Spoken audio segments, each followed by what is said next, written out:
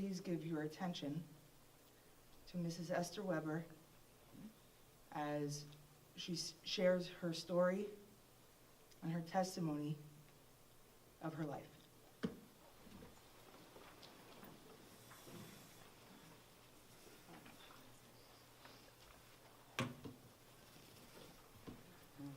You need this? Is this okay? Yeah. Okay. Hi. My name is Esther Weber Mobauer, and the reason that I'm here is because many of the schools and yeshiva want to have someone speak to the new generation, because you kids are all part of history today. And there are many people out there that deny that there was ever a Holocaust, and because they're the deniers, and they say it never happened, you will be able to, in the future, stand up and say, yes, it did happen, because we met someone who lived through the Holocaust and who we met in person, and who was able to tell the story. So I'll begin with my story. I was born at the beginning of World War II, and then in Poland, and the German Nazis came into Poland and they took over the country, and they were very brutal in their takeover, and they barged into homes and took over imagine living in a home like you kids are living in now, and somebody just barging in and taking over your home and your family. And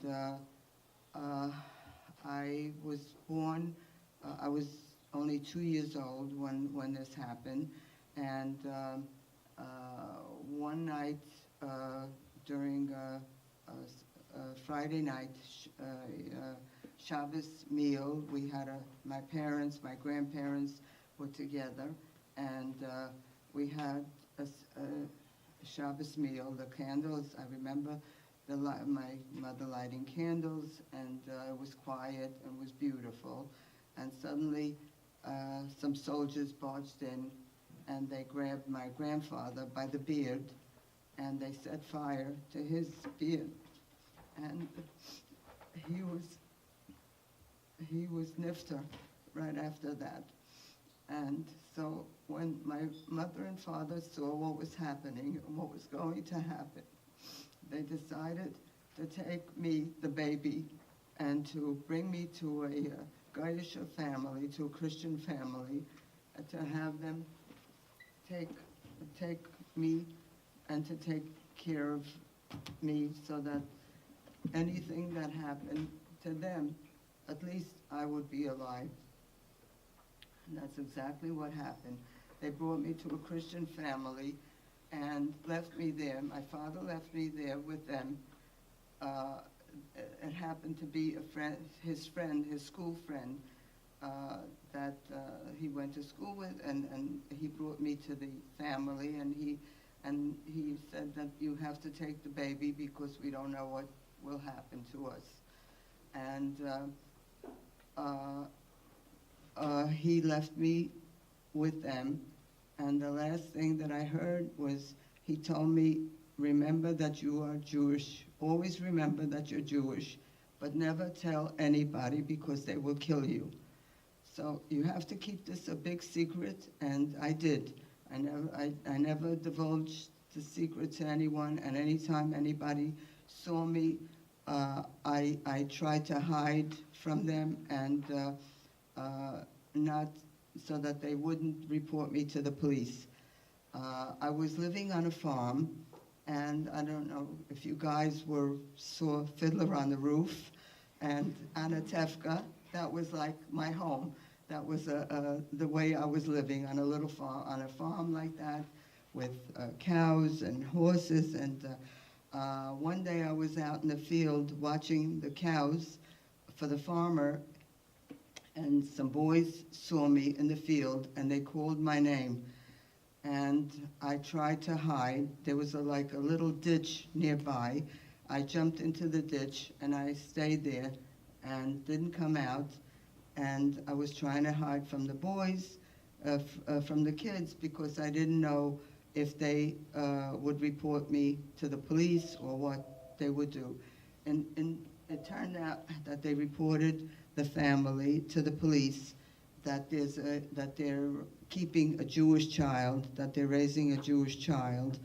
And so the police came and they said they're going to burn down the whole place and kill everybody, and they had to get rid of me immediately. So they took me on a train in the middle of the night to a place, to a city, Warsaw, which is the capital of Poland, because they knew that my father's sister lived there with a Polish family also in hiding. So they brought me to her. My aunt, her name is Eva Merkrebs, and they said you have to, she was about your age, 17, 18, about 17 years old. And she said, I can't take the baby, what am I gonna do? I'm trying to hide myself and keep myself alive. But they said, you have no choice because we have no place else to leave her.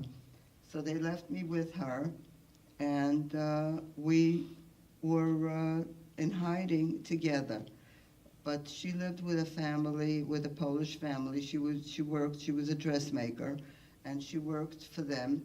And they didn't know that she was Jewish because she had false papers. And the false papers were important because when you got, wherever you went in Poland, and you were stopped at any intersection and asked for whether you had documents, Polish documents. If you were Jewish and you didn't have any papers, they killed you on the spot. And this is exactly what happened to my mother. My mother was on a bus going from one place to another, and the bus stopped, and they took everybody off the bus, and they asked for papers, for documents, for Polish documents, and she didn't have any. So a Nazi took a gun and shot her right then. She was 27. She was 27 years old, and I never remember her. I never lived through, saw her again. And so we went on, me and my aunt, we went on and we lived with this family, with this Polish family. And so every morning she would go to work and leave me with the woman, the Polish woman. The Polish woman of the house was not happy to have a child living with her. So she was brutal. She did some very nasty things with me, and she was, and I had no one to complain to because we were lucky to have a place to live. This was a time when we were under siege by the Germans, and bombs were falling. The war was going on. We were being bombed all the time, and there was no food to eat. There was nothing that we had sacks of black bread and some water and some. If there was a dead horse that the people would find in the street or something, then they carved it out and they ate the meat. And it was a horrible, horrible existence. But I remember everything that happened in those years, and I was able to tell the story now, years later.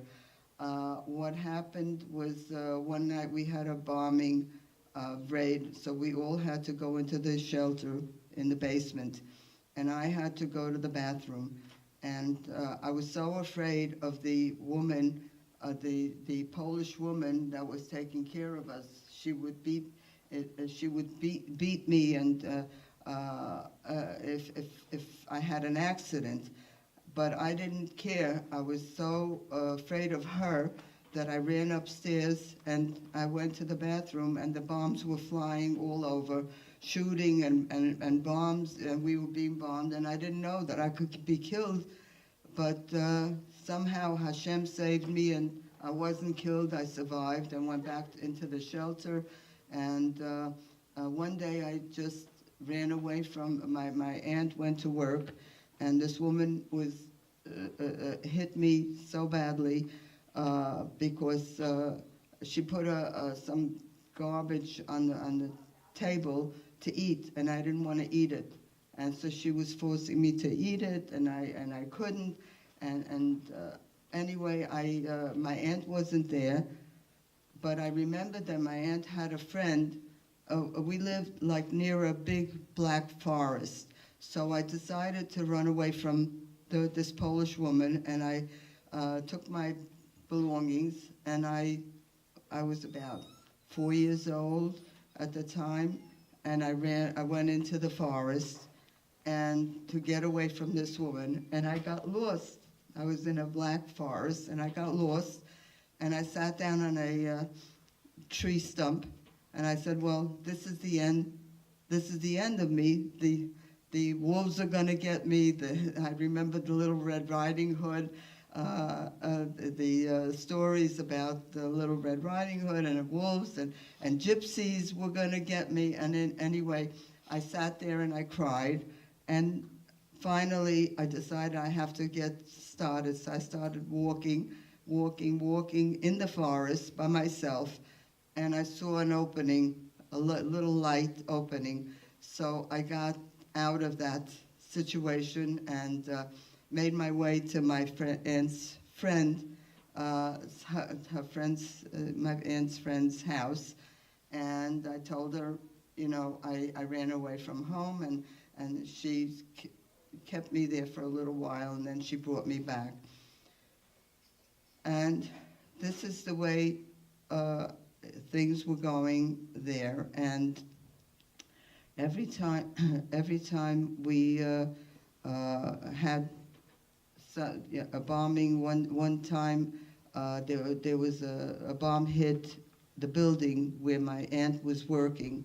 So I thought for sure my aunt died in that bombing and that she was killed. And she was the only one that I had to rely on. I had no mother, I had no father, I had no one.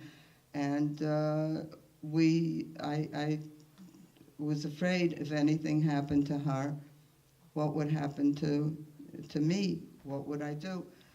Anyway, at the end of the day, I walked the streets. I went out looking for her, and walking in the streets. We lived very close to the Warsaw Ghetto, and there were bodies lying on the streets. And I was a child, and I didn't understand what these bodies, what they were, and why they weren't moving. There were flies all over them, and it was itching me, and I didn't know why they weren't moving to get rid of the flies. But later on, years later, I found out that these bodies were not alive and they couldn't move. They were dead. And there were bodies all lying in the street like it was a normal event. And I saw mothers throwing babies out the windows from in the what do you call it, the ghetto. And the Germans would shoot these babies like they were using it like gun practice. And they killed people like that, like it was nothing, like people were nothing. And there was an uprising in the Warsaw Ghetto, and people were fighting. It's not true where they say, why didn't the Jews rebel? Why didn't they fight back? They couldn't fight back. They had no ammunition. They had nothing to fight back with. They're just their bare hands. and people were trying to survive as best they could in hiding, and everyone was trying to hide from the Nazis, from the Germans. And one time at the end of the war, almost at the end of the war, I was already about 6 years old, 7 years old. When the war started, I lived through the war 5 years in Warsaw, the whole time in the big city in Warsaw. And when it was the end of the war already, and people were being taken to the concentration camps by trains and by walking, and there was a line going. The war was over, and the Nazis were still taking people to the gas chambers, and they didn't give up.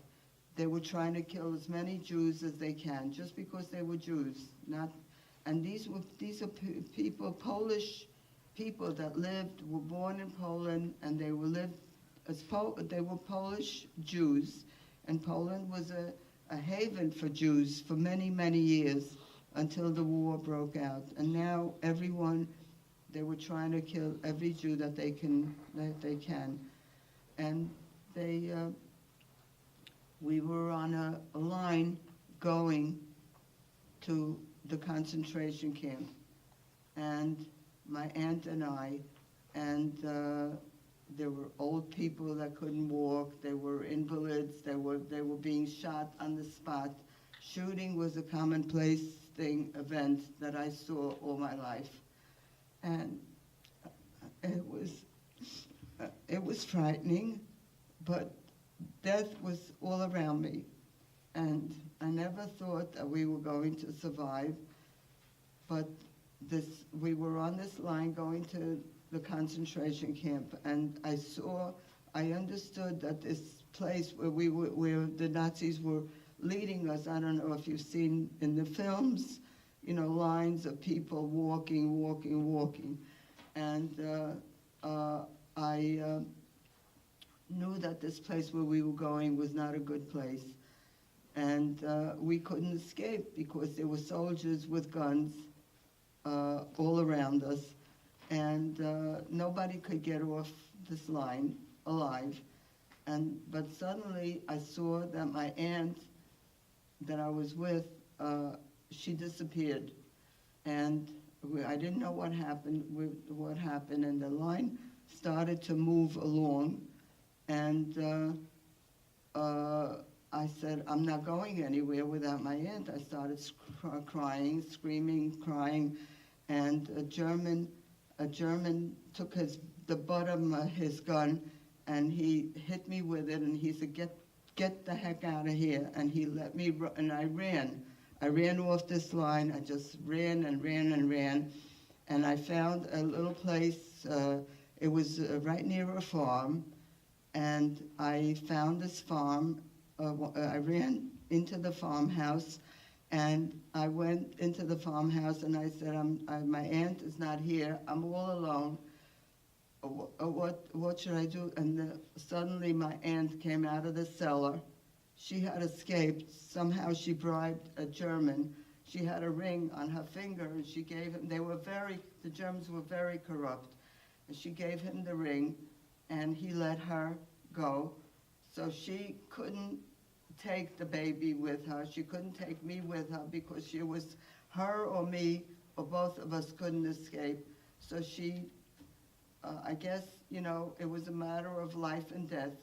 And she tried to save herself, and she didn't know what I would do, but she just ran, and she went into this farmhouse, and she hid. And then at night, she came out, and I found her again, and we found each other, thank God.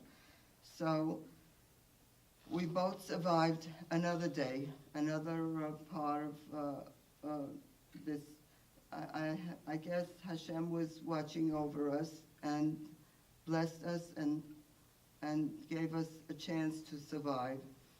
So we survived the war, and at the end of the war, everybody who survived went back to their own shtetl, to wherever they had been before the war. So everyone was going back to their shtetl to see who was left alive and who survived. And my aunt brought me to the farm, to the Christian family where my father had left me. And my father suddenly appeared. He came out of hiding, and he came to the Christian family, and he found me and my aunt. And I was, by that time, wearing a big tzelem because I wanted to be Christian. I didn't want to be Jewish. They were killing the Jews, and I didn't understand why we had to be Jewish. And I wanted to live. I didn't want to die.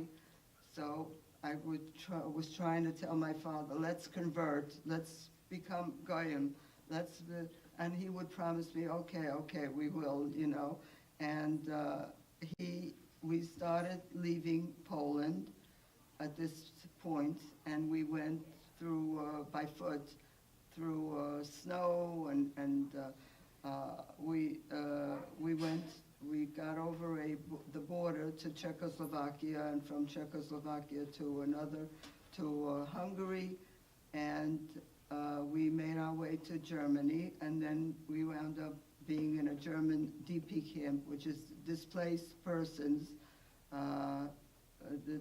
for people, displaced persons, and it was run by the British and English, by the British, French, and Russian and American government. And so we were in this displaced persons camp for about a year or two, and then my father who survived, my mother never survived, so he decided to send me off to America. So he put me on a transport to go to America, and he was going to come. We had an aunt and uncle in America made a visa for us, made papers. So he said goodbye to me at the ship, at the boat, and in Germany. And he put me on the boat, and he said, I will come and meet with you later. And I was the youngest child on that boat. It was like a dinghy. I was on the ocean, on the open ocean, for about 3 weeks. The whole trip took 3 weeks. And there were storms and hurricanes, and the boat was shaking, and everyone was seasick. And one day, I was the only one that wasn't seasick, and I walked on the deck. I could have just fallen off the deck. It was slippery, it was rainy, and somehow I was saved. I saved myself and went back into the room and stayed there until then the trip was over, and I came to America. I was 10 years old when I got to America, by myself, with no parents, nobody to take care of me. Imagine your brothers or sisters or children, putting them on a boat and saying goodbye, and I'll see you whenever I can. And I did what my father told me. I was a good girl. I listened to everyone that told me to behave, and I lived with an aunt and uncle here that had sent the papers for us. So they picked me up at when I got off the boat, and I was in an orphanage for about 3 weeks, and then from there they picked me up and they brought me to their home. And so I lived with them. I was 10 years old. They put me into school. They put me into a class, the 5th grade, according to my age, and I didn't speak a word of English. I spoke only Polish and Yiddish and German, and somehow I learned English in school, and the teachers were very kind. They were trying to help me with my English, and I had friends that were, I was the only Holocaust child that these kids knew, and they were very nice to me, and they tried to help me with the language, and somehow, little by little, I grew up, and this family that I lived with, my aunt and uncle, were religious people, and I was still afraid to tell anybody that I was Jewish, because I had that in me. I was keeping that secret in me, but they said, no, it's America, and you're free now, and you can tell that you're Jewish, and nobody will kill you. And that's the way life went. I went to school, and I grew up, and I just, years later, this is a little story, side story. Years later, after I was married already, and I married my husband, Erwin Weber. He was, we were young. We met at a very young age, and I was 17 and he was 18, and I told him, I said, we have to get married because I need a home to live in. And he was not ready to get married, but he said, okay, we'll get married after I go to the army and I come back. I said, no. I said, we have to get married and have a home. And we did. We got married very young. He was 20, I was 19. And years later, we, my children, my daughter and her husband, they wanted to make a trip to Eastern Europe to see the camps and all. And I said, I'm never going back to Poland. I didn't want to go back to Poland. I didn't know how I would feel if I did go back. But we decided, well, the kids wanted us to go with them, so we went. And I said, if I'm going to go to Poland, then I have to do something very important, very special. The first place that I wanted to go to was to where my mother was taken off a train and killed. So we got to this city called Dębica, and we went to the train station, and my daughter and her husband, and my husband said, Kaddish. At the train station, that was the last place where my mother was left alive. After that, we decided to go on, and I said, I want to find the family that took me in, and I want to meet them. And the driver, we had a Polish driver, and he said, you'll never meet anybody, you'll never find anybody in this short period of time. But I remembered everywhere that I was and every place. I was very young, but I remembered everything. So I told the driver, I said, I will find this place. And we were driving, and we started to drive, and the driver couldn't believe it. But I told him, I see the sign of the, it was a little, like a dorf, a farmhouse, Krzemienice. The name was Krzemienice.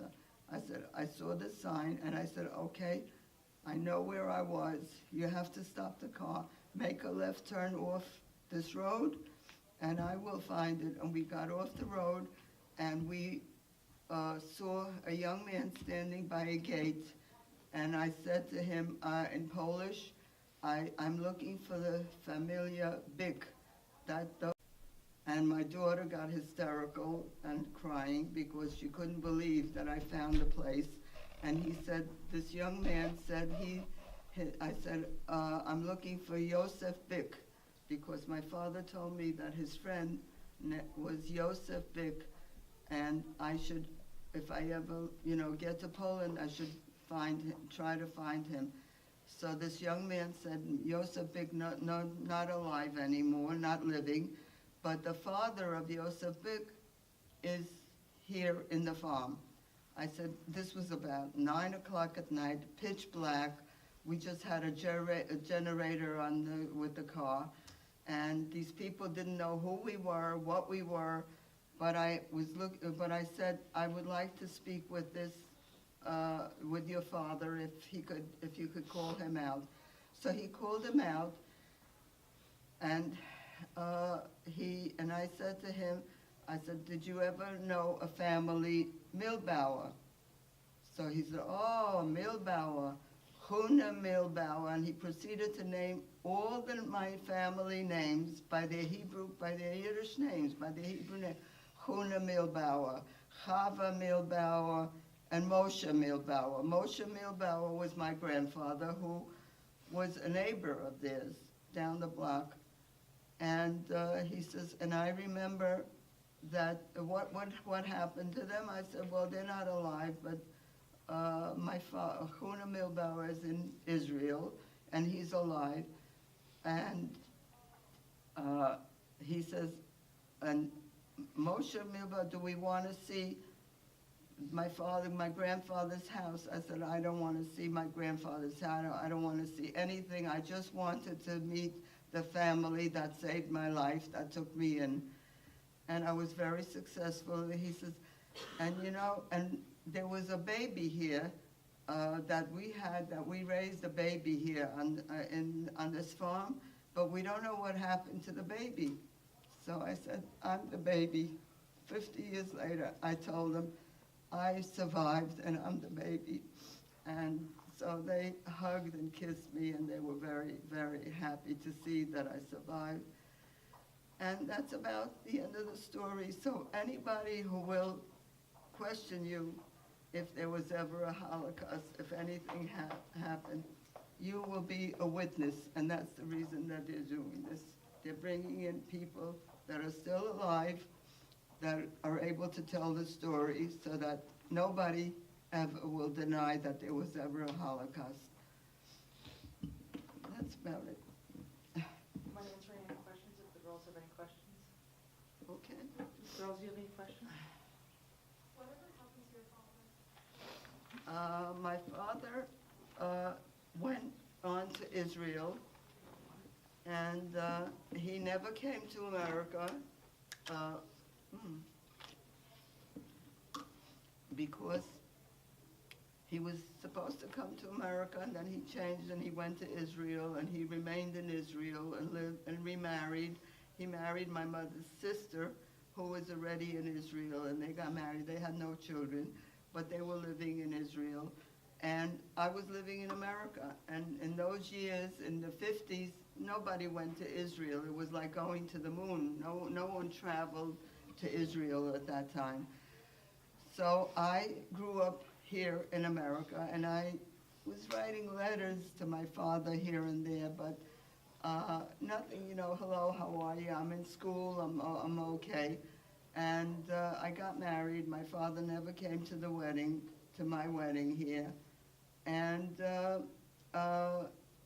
the next time I saw my father again, he decided to come to America and to see what was, who I was married to and how I was living.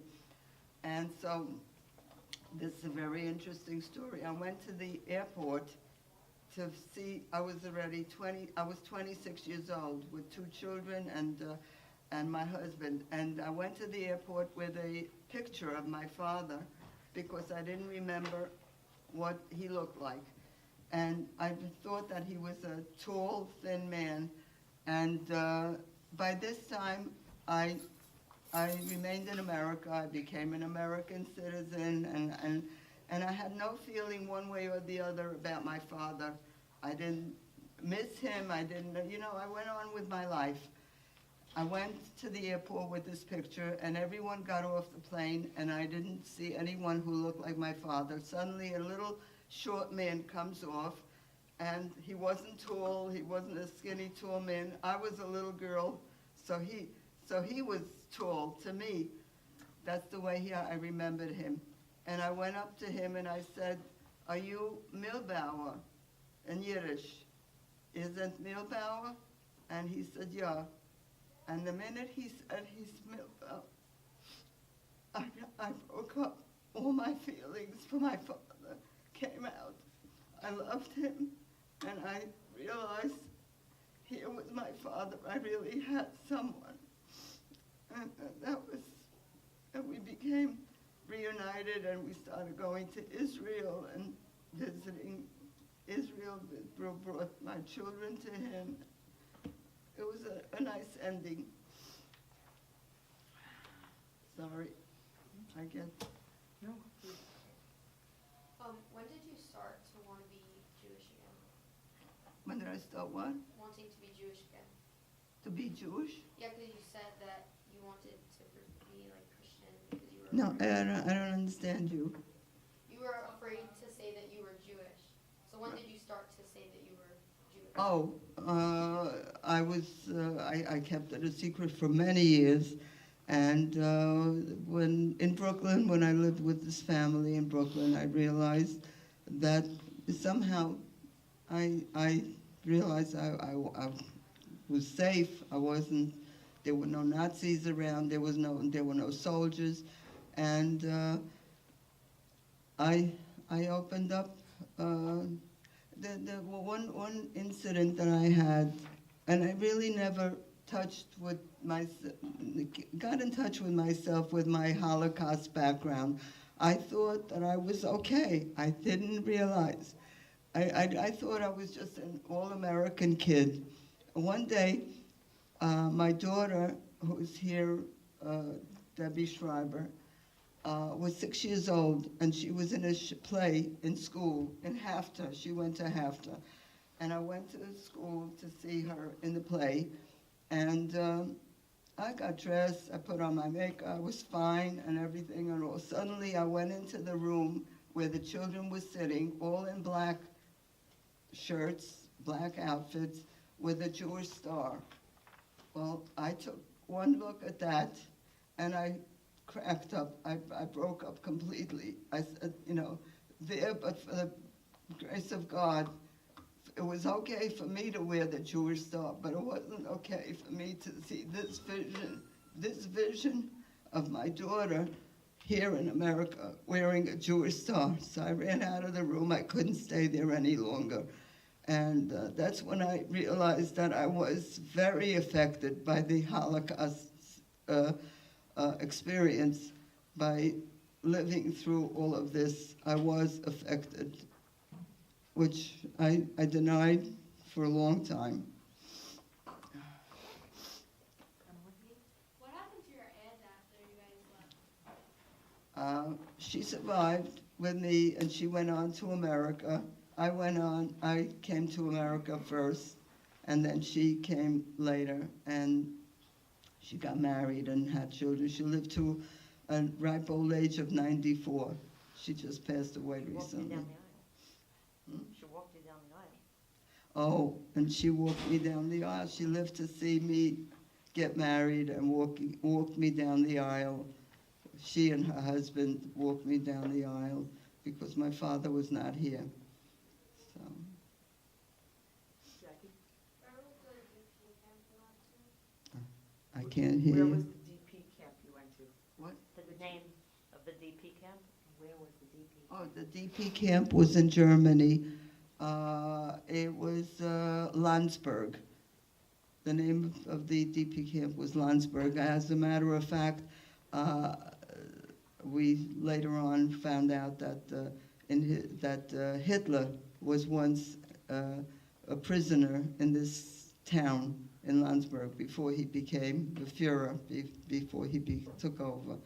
He was in Landsberg. That's about. Speak up and clearly. Stand up, I can't hear you.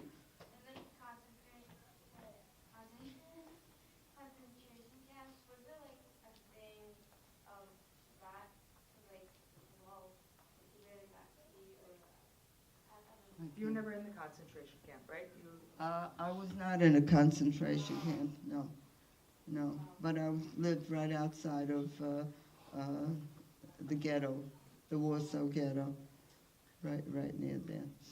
No. any So, other questions? Did you have any siblings? Were you an only child? I had no siblings. No, my mother and father were just married when they had the baby, and the war started. No, they never had any other children. No, I was the only one. Abigail? Do you know how your aunt and uncle got to America? My aunt and How uncle. did your aunt get to America? My aunt. The Yeah. ones who sent for your visa and Oh. like for you to get, the ones that were already here with you. Your aunt and uncle who were already here, who, Oh, they were here from many years before, you know, like the first Aliyah Jews that came to, no. Yes. Commissioners? How did you feel about Germans after the war, and did that change through your life? How did I feel about the Germans after the war? I really never had anything to do with any Germans, and I just I knew one thing when I was growing up. No, I never had any contact with Germans. I really never had certainly no feeling one way or the other. I knew one thing. I came to a point in my life when I was a young girl and dating and going out. I knew one thing: I will never, ever go out with anybody who's not Jewish. I will never marry anyone who, nobody will ever tell me you're a Jew, so. And so I went out with boys when I was a teenager, but anyone that was not Jewish, I wouldn't, I knew enough. I don't know how I knew it, but I didn't want to be, you know, I knew I was Jewish, and that's the way I wanted. And by the way, I was not Orthodox when growing up. I was not. I was thrown from, when I was in America, when I came to America, I was thrown from one family to another because they weren't looking to raise a child. And I lived in Brooklyn, then I lived in the Bronx, and then I lived on the Lower East Side. And every time, and I lived with family that was not Orthodox, and then some families that were Orthodox. So, and when I married my husband, I wasn't Orthodox, but I decided that that was the life that I wanted to lead. And I went to Talmud Torah after school a few years, and I knew about Yiddishkeit. Somehow I knew about Yiddishkeit. I knew I wanted to be a Jewish woman, and I bought myself, my husband was a conservative, Orthodox Jewish, Shomer Shabbos, and when I met him and we decided to get married, I decided I was going to lead a Jewish life. I bought a Shulchan Aruch and I read it from cover to cover, so I knew what a Jewish woman had to do and how to keep a kosher home and everything. And so, you know, you could actually say I was a Baalat Tshuva. And my children today, I have this course, so my children today all married Orthodox. They went to Haftar, they went to yeshiva, and two of my grandchildren, one is a rabbi, Rabbi Avi Weber. He teaches in DRS, and another grandson is in Israel studying to be a rabbi. He's in the Mir Yeshiva. So it's just funny. It's a joke. We tell, you know, we talk about it, that your grandmother, who was raised Christian, who said her Christian prayers every night and wore a big tzelem, and today I'm Jewish, Orthodox, and have grandchildren that are, two of them are rabbis, and all Baruch Hashem, all Orthodox going in the right derech.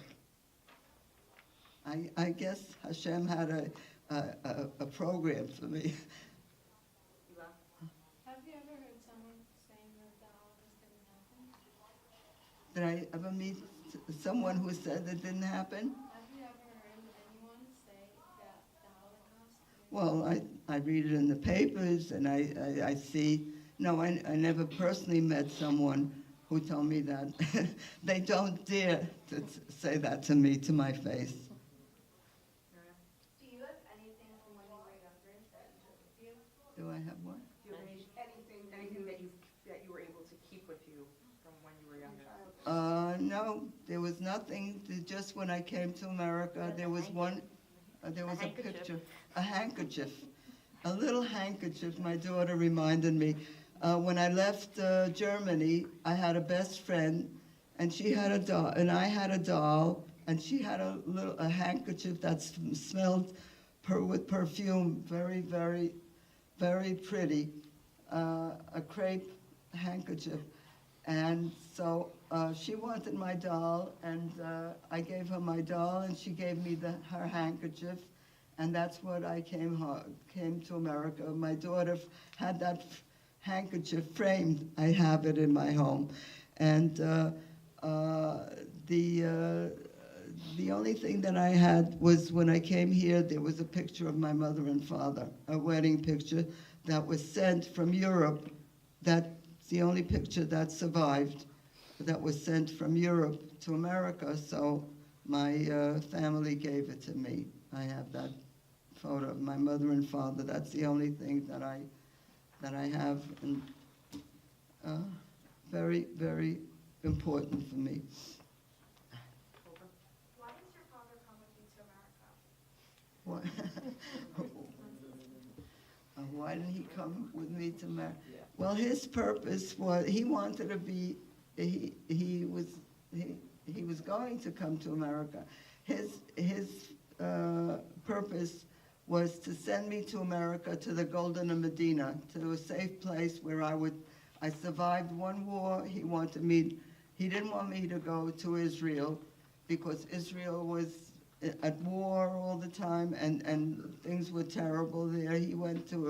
I came here in 1948. He went to Israel in 1949, and the situation there was terrible, and he didn't want to bring me to, originally he had intention to bring me to Israel, but that didn't work out. So he left me here, and he wasn't worried about my emotional state or being thrown from one home to another. As long as I was alive, it was good enough. That's the way the Holocaust people, thought. Just to stay alive. If you stayed alive, then you had a chance to live, to have a life of your own. And that's what happened. And it was very, I didn't think too much about him not coming here. I grew out of him. When I first got the letter from him that he wasn't coming to America, I cried, and I said, well, I'm all alone now, and it's either sink or swim. Either I do something with myself and I survive, or I won't. And so I went to school, and I decided that I was going to succeed with whatever I undertook, and have a life of my own. So I was really, really on my own all my life until I married my husband. Then he took over. Outside of speaking to audiences of the current generation, have you done anything else to document your story? Well, I gave my Spielberg, I gave the deposition to Spielberg, and And you wrote a book. my book, I wrote a book. Have And a good thing. I brought a few copies here. You could take a look at it, and so I documented everything in the book, And it was a lark. I didn't think that I had a story to tell. I didn't think it was. Everybody told me, you have to write a book. You have something to tell. And now that I wrote the book, I realized that little book, it's this big. It's going all over the world. People are reading it. People that are not Jewish, people are black, white, anything, and they're really getting an education. One of my granddaughters was in Australia, and she met a boy who never met a school friend, never met a Holocaust survivor, never met anybody, any Jewish. And she told him that her grandmother is a Holocaust survivor, and she gave him the book to read. So they're getting an education. This little book is really getting around all over. A lot of the universities have it, a lot of the libraries have it, and kids are really reading it and enjoying it. So I'm happy I did that. And I'm trying to think. Oh, I gave a deposition to the immigration. There was in the when we got off Ellis Island. I got off in Ellis. They closed Ellis Island after I came through Ellis Island in 1948. And they had, when I went to visit recently, a few years ago, they had an inquiry of anybody who came through Ellis Island. So I wrote down a deposition, and they used that. And there was an off-Broadway show about immigration, about immigrants, and they picked my story to tell the story. It was on West 46th Street, and I was the only Jewish child immigrant that came over on her own. And they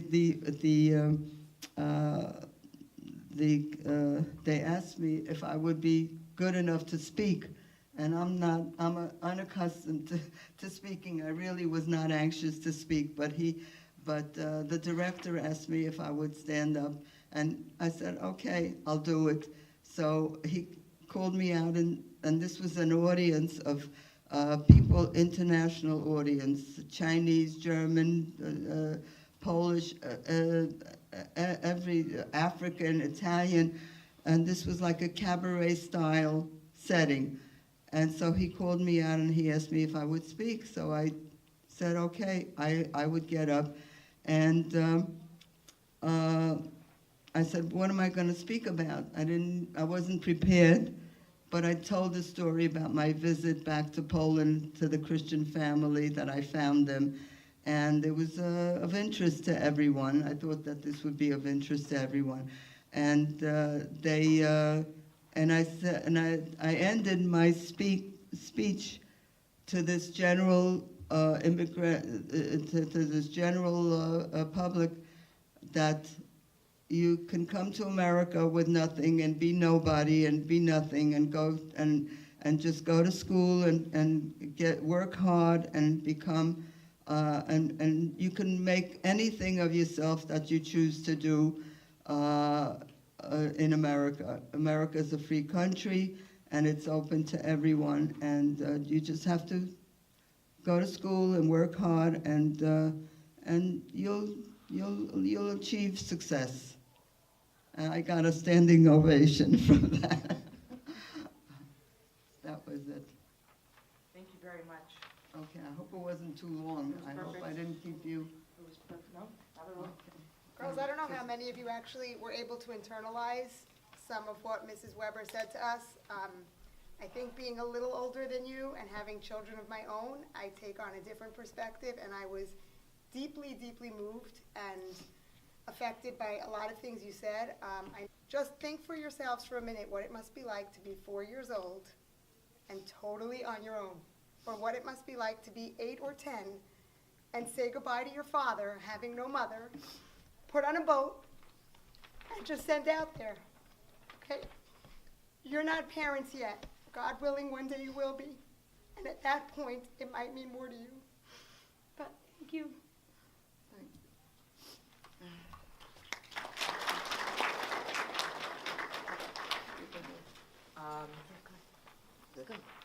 I don't, girls, I'm gonna speak to you two for 1 second. You are extremely, extremely lucky to have, this is your great-grandmother, correct? I got to watch my nieces and nephews who had my grandmother for many years, especially for my nephew who is 14 now. Unfortunately, I lost my grandmother 2 years ago, so I was 30 years old. So I was fortunate. I know many of you had grandparents, have grandparents who were touched by the Holocaust.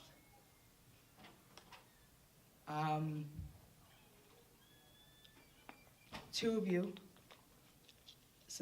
students submitted something about their family members. Both chose not, well, one is not here to speak, one chose not to speak and has asked somebody to speak for them.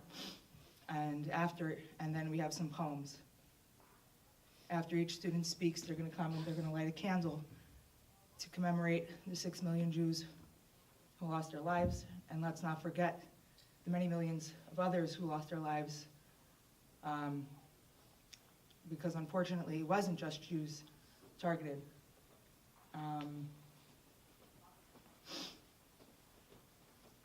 When you have the opportunity to take a trip to Poland, take that opportunity. I was fortunate enough to go back 3 times, once as a participant, twice I worked for the program. And each time is a different experience. Each time you see something else.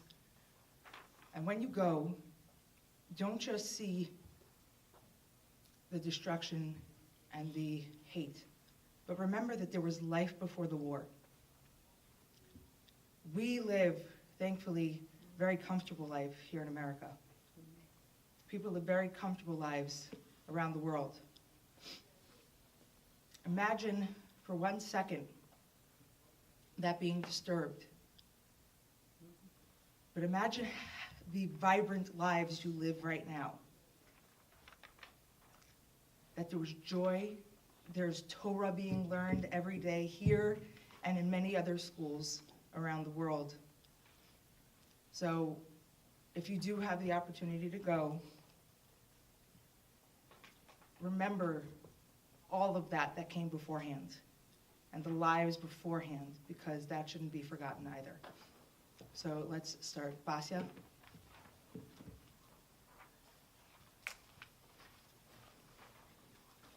Hi, so I'm speaking about Eliana Hirsch's grandmother. This is from her perspective. Eliana sent it to me to say it because she can't be here today. My name is Sheila Shames Weinsteiny. I was born in Altai Krai Barnaul, apologize for the pronunciation, Siberia, on October 22nd, 1944. My parents escaped Nazi persecution by running from their respective cities. My mother, Chana Eidelberg Shamez, from Warsaw in August 1939, and my father, Leib Aryeh, from Lvov in June 1941. They both came to Siberia, Novosibirsk, excuse me. They worked in a labor camp 7 days a week, 10 to 12 hours a day. Food rations were scarce, but enough to keep the stronger bodies alive and working. Money was not a commodity for the laborers, rather bartering with cigarettes, whiskey, or any item or service. For example, my father was a barber and he had some of his trade and tools with him, so he was able to give shaves and haircuts to the military high command. In turn, they gave him vouchers for food. When my parents met in 1942 and married in December 1942, my father helped my mother survive by procuring food and other provisions necessary to survive the bitter Siberian winters. An example of this was potato peels, which were a nutritious staple in Siberia. They managed to keep me alive, although I had pneumonia at the age of 6 months. Although my father was conscripted into the Russian army when I was about 3 weeks old, my mother and I were left alone for the first year of my life. My mother promised my father to keep us alive, and my father promised he would survive and come back to us. Baruch Hashem, both kept their promises, and my father came back a couple of weeks before my first birthday. By the late fall of 1945, we left Siberia, and by the summer of 1946, we arrived in Berlin, Germany, where my sister was born. We lived in a DP camp for about 3.5 years, and in March of 1949, we emigrated to Israel. We lived in Israel from 1949 to 1955, when we came to America on March 17, 1955.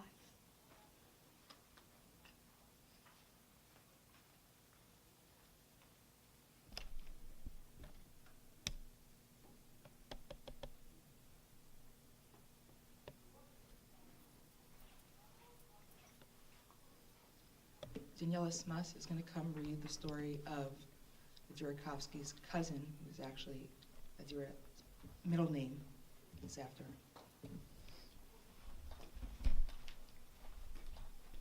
Rosa Roboda was a Jewish underground activist in Auschwitz. On October 7, 1944, in Sonderkommando blew up one of Berkey's 4 crematoria. An elaborate underground network smuggled dynamite to the Sonderkommando. The explosion was followed by the mass escape of 600 prisoners. Rosa Roboda and 3 other women accused of supplying the dynamite were hanged in the presence of the remaining inmates. As a trapdoor was opened, Rosa shouted, "Chazak ve'emet," be strong and have courage.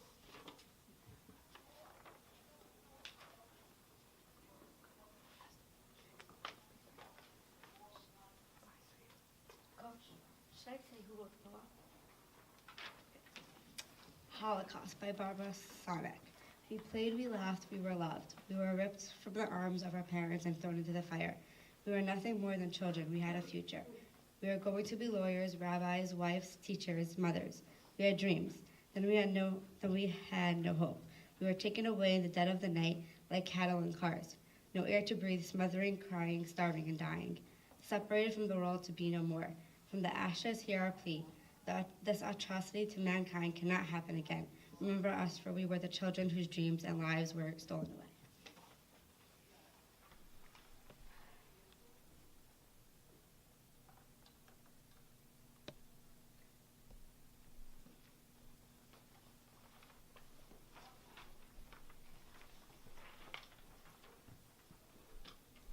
The Little Smuggler by Henrika Lazaruk. Sorry about the pronunciation of the name. Over the walls, through holes and past the guard, through the wires, ruins, and fences, plucky, hungry, and determined, I sneak through, dart like a cat. And if the hand of destiny should seize me in the game, that's a common trick of life. You, mother, do not wait up for me, and only one request will stiffen on my lips. Who, mother mine, who will bring me bread tomorrow?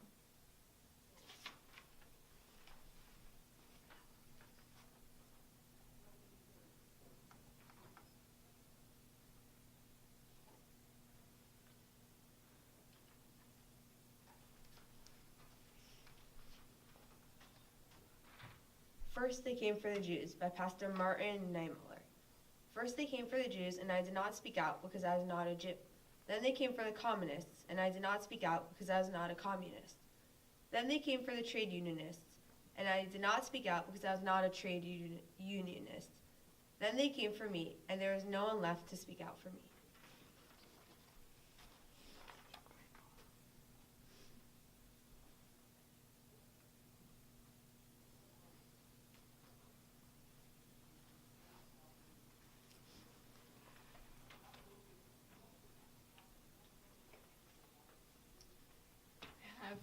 Action in the Ghetto of Rwanda, March 1942, by Alexander Kimmel, a Holocaust survivor. Do I want to remember the peaceful ghetto before the raid? Children shaking like leaves in the wind. Mothers searching for a piece of bread. Shadows on swollen legs moving with fear. No, I don't want to remember, but how can I forget? Do I want to remember the creation of hell? The shouts of the raiders enjoying the hunt? Cries of the wounded begging for life, faces of mothers carved with pain, hiding children dripping with fear. No, I don't want to remember, but how can I forget? Do I want to remember my fearful return? Families vanished in the midst of days, the mass grave steaming with vapor of blood, mothers searching for children's in vain. The pain of the ghetto cuts like a knife. No, I don't want to remember, but how can I forget? Do I want to remember the wailing of the night? The doors kicked ajar, ripped feathers floating the air, the night scented with snow-melting blood. While a compassionate moon is showing the way for the faceless shadows searching the kin. No, I don't want to remember, but how can I forget? Do I want to remember this world turned upside down, where the departed are blessed with the instant death, where the living condemned to a short, wretched life, a long, tortuous journey into unnamed place, converting living souls into ashes and gas? No, I have to remember and never let you forget.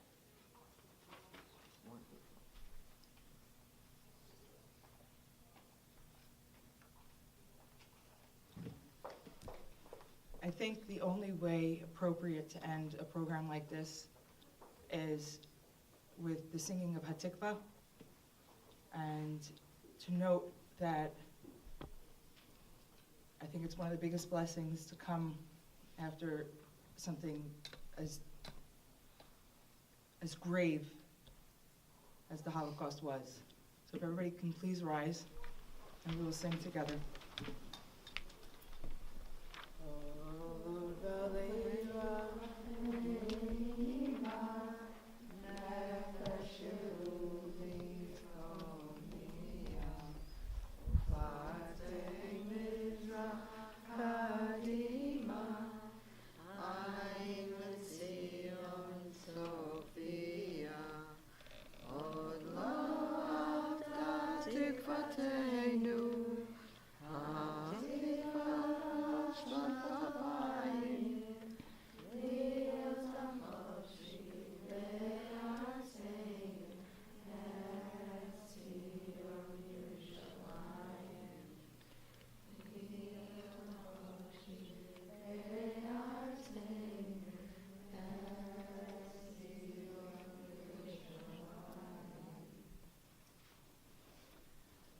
Thank you, girls. The photos on the walls will be up just about till the end of the day. Additionally, if you notice in that corner, we have artwork done by your classmates. Take a minute to look at it, because it is just truly remarkable. I'm not going to name everybody who did it, because if I leave anybody out, I'll feel terrible.